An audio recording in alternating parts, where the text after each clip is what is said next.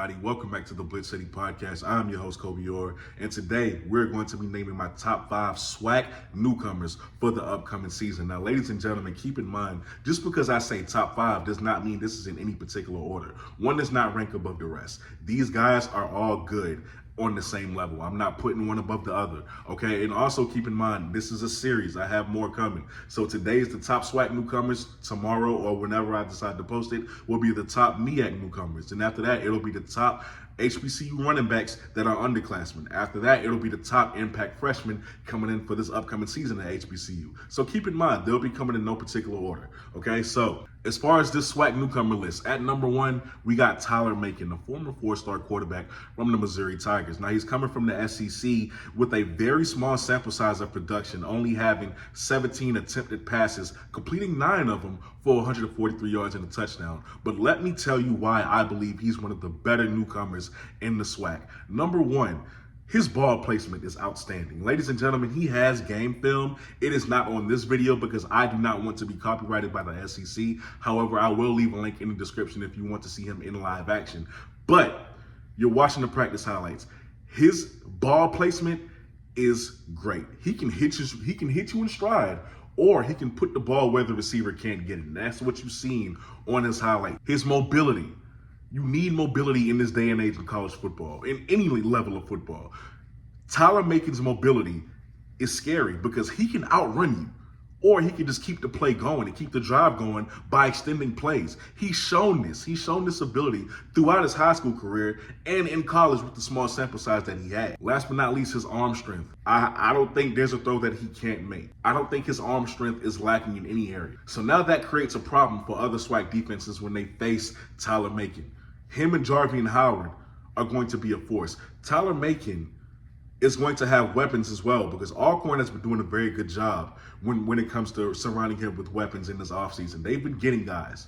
So this is going to be very interesting to see with Tyler Macon. At the number 2 spot, we got Quez Yant, the running back for FAMU who came from Nebraska. Quez Yant being a former walk-on for the University of Nebraska. There's only one thing I can say about him. He's an absolute monster.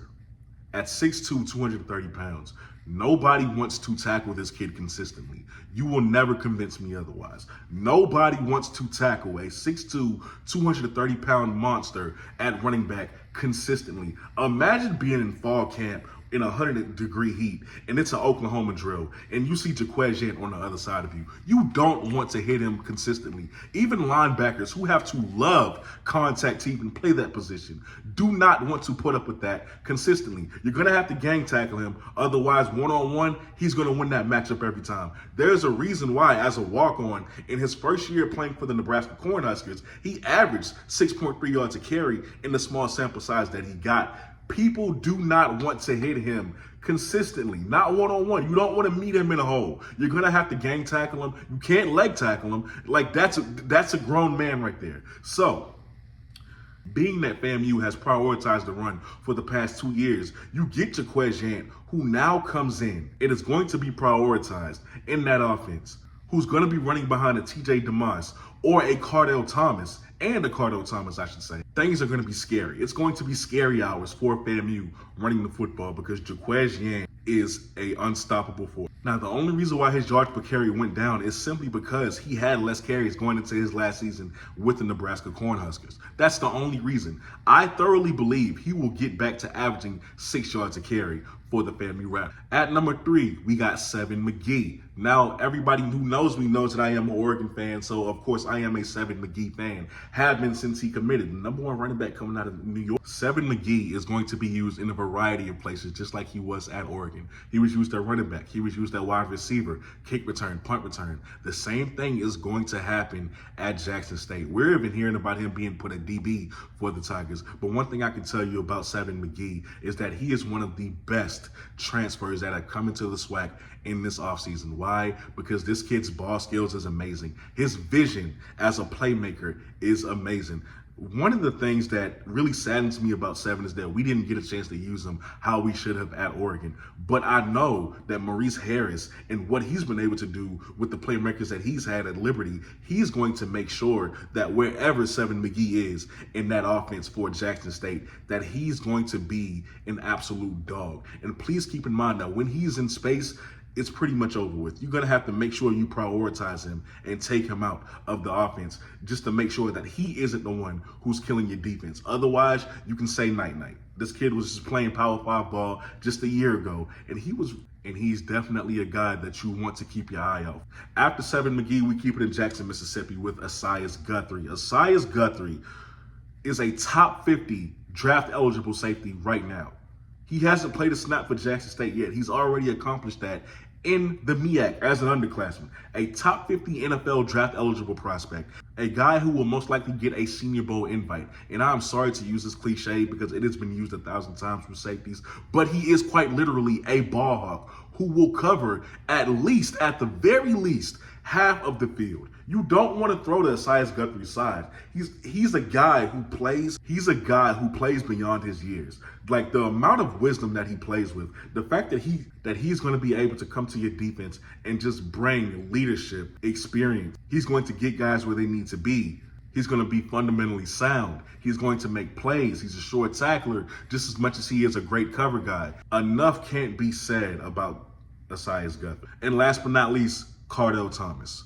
Cardell Thomas is a 5-star recruit in the SWAC. The SWAC hasn't had a lot of 5-star recruits in its history, and he's one of them. That could be enough for him to be on this list, period. But Cardell Thomas, man, just being a former 5-star recruit, he is a guy who a lot of us knew about when he was coming out of high school because he had so much attention on him because of his ability to just be an overall dynamic, just nasty, ferocious lineman. However, unfortunately, injuries plagued his career at LSU. Why he's on this list? Because I look at Cardell Thomas and I know for a fact that this man loves the game of football, and this is his last opportunity to make something of his career before he tries to give it a shot with the pros. He wants to go out with the bang. He wants to prove a point that those injuries are not going to deter him, and that he wants to show people exactly what he's made of and what he could have been at LSU with the FAMU Rattlers. He cannot wait to get out there. He can't wait to prove a point. And I know he's going to do great things alongside the rest of those offensive linemen for FAMU. He's going to create ways. He's going to part seas for Jaquez. Cardell Thomas is coming in with not a lot of production, but a lot to prove. And with that being said, that concludes my list for the top SWAC newcomers of this upcoming season. Now, if you disagree with this list, as I said, you can let me know down below in the comment section. And keep in mind, we have other videos on the way, so be on the lookout. With that being said, you are watching the BlitzCity Podcast. I'm your host, Kobe Orr. I'll see y'all next time. Peace.